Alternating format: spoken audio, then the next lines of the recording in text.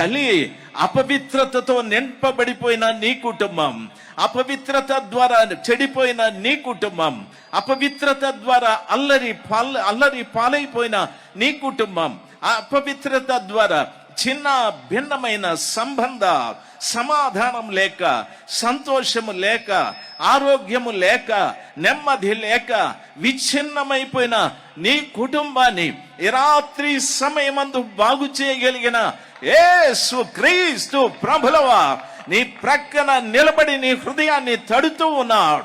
ఎవడైనను నా స్వరం విని తలుపు తీస్తే నేను అతడు నాతో కలిసి భుజిస్తామని ప్రభుల వారు సెలవిచ్చారు.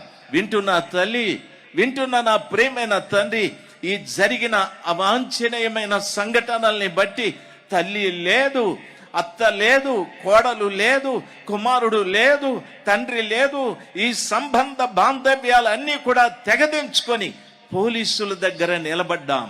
కోర్టులో బోనుల్లో నిలబడి ఎన్నో సమజేషీలు చెప్పుకుంటున్నా. వీడు నాకు పుట్టనే లేదు, ఈవిడ నాకు భార్యే కాదు, ఈతడు నాకు భర్తే కాదని ఈ అపవిత్రమైన సంబంధాలు, అపవిత్రమైన కార్యముల ద్వారా చక్కటి సంబంధాలు నాశనమైపోతూ ఉన్నాయి, పాడైపోతూ ఉన్నాయి.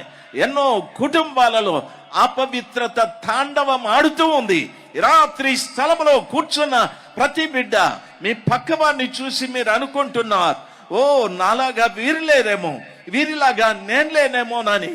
అయితే మీరు పైన చూసినట్లు కాదు, నా యేసు ప్రభువా నీ ఆంతర్యాన్ని చూస్తూ ఉన్న దేవుడాయనా, నీ హృదయంలో కలుగుతున్న కలవరాన్ని చూస్తున్న దేవుడాయనా, నీ హృదయం పిండబడుతూ ప్రతిరోజు ఎందుకు పుట్టానా, ఎందుకు జీవిస్తున్నానా, నాకే ఎందుకు ఇలాగా జరిగాది, నాకే ఎందుకు ఈ భర్త, నాకే ఎందుకు ఇటువంటి కుమారుడు పుట్టా, నాకే ఎందుకు ఇటువంటి కోడలు వచ్చా, నాకే ఎందుకు ఇటువంటి అత్త వచ్చాది అని ఎన్నో భయాలతో బ్రతుకుతున్న మీకు ఈ రాత్రి సమయమందు ఆ దినమున సమరయ పట్టణంలోకి వెళ్ళిన సువార్త ఈ పట్టణంలోకి కూడా వచ్చాది.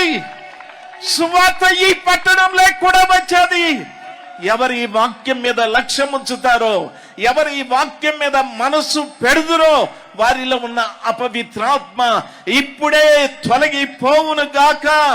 యేసు నామములో ఇప్పుడే తొలగిపోవును గాక.